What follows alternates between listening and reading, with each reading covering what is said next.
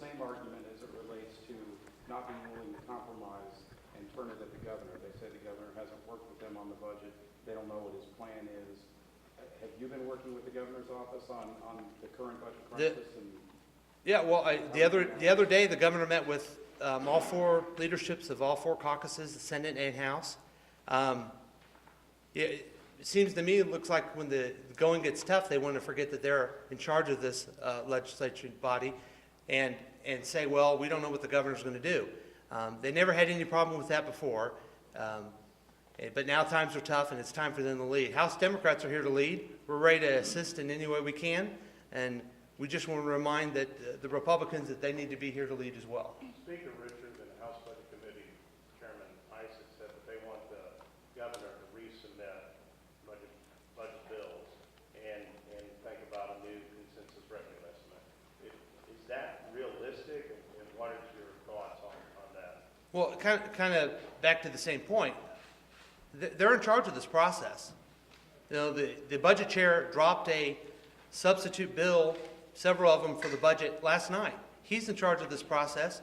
They are the majority, and they should be being accountable and actually trying to lead through this. Work with the governor on some things, but sitting around and waiting for someone else to tell them they're in charge just shows that they're not willing to lead in the way they're supposed to be. In many ways, the budget was kind of the dominant theme going into this session. Mm-hmm. Is the news that came out this week, is that going to make it even overshadow this session even more the rest of the way? I think it will. I think when there's any type of question about how much money is coming in and what that consensus revenue is, it makes all of us make sure that makes House Democrats want to make sure that we're stepping to the plate and doing what's right when it comes to taxpayers. Do you think you should just go ahead and take the $300 million out of the budget? Well, you know, that's a good question too. We're looking forward to those budget hearings where we can discuss this. We had the Republican majority say don't put it in. Now they say it needs to be in there. We need to have hearings and decide and try to figure out the best use of that money. Well, it's a good question. Can you answer it? Do you think they should get rid of it? Well, my question is, let's start talking about it. We need more information to determine where we should be using that money, when that money should be there, and we just got a bill late last night. What do you think about them putting the money into Medicaid and prisoner care? To me, they are completely going back on what they did before. But, you know, we'll give them the benefit of the doubt. Let's have hearings. Let's start working on this, and we're ready to roll up our sleeves as well.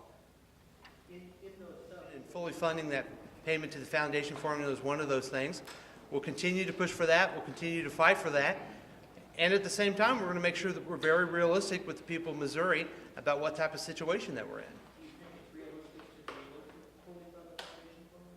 Well, it's kind of the same question. We have to go in there and figure out where this money is, what the consensus revenue is, and try to determine this.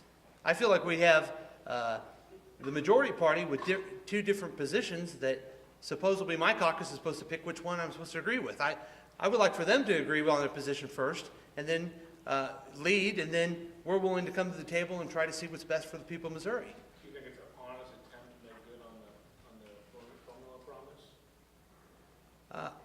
Again, I don't know if it's an honest attempt.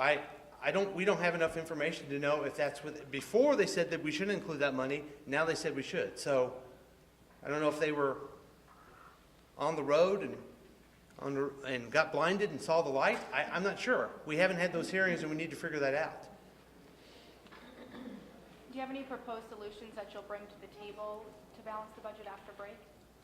Well, great question.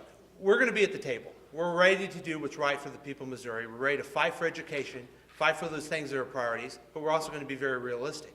So we'll have to figure out what this new consensus revenue is, and we'll go from there. I want to try to piggyback on these two questions. Okay. It's a good question to ask whether or not the $300 million should be used in the budget. It's a great question to ask whether you have any solutions for the budget. You're telling us, I think, that you don't want to tell us whether or not the $300 million should be in the budget, and you don't want to tell us whether or not the Democratic caucus has any solutions to the budget. Well, I mean, you're That's a good presenting, question, that's a great question. right, What but do you you're, answer? but what you're presenting is, we don't know if it should be in there or not. That's the point. We have not yet had the hearings. But you were in the conversation with the governor. I was in the conversation with the governor where he outlined where he thought the revenue was going. He explained to me that the speaker and the budget chair said they were going to work on the new consensus revenue. None of that has been done yet. And then we get a bill that's completely a different direction from where they were going before. So we have to figure out what direction we're going in, what are those consensus revenues are, and then we can figure out what the solutions are. Okay. Well, thank you. Have a good spring break.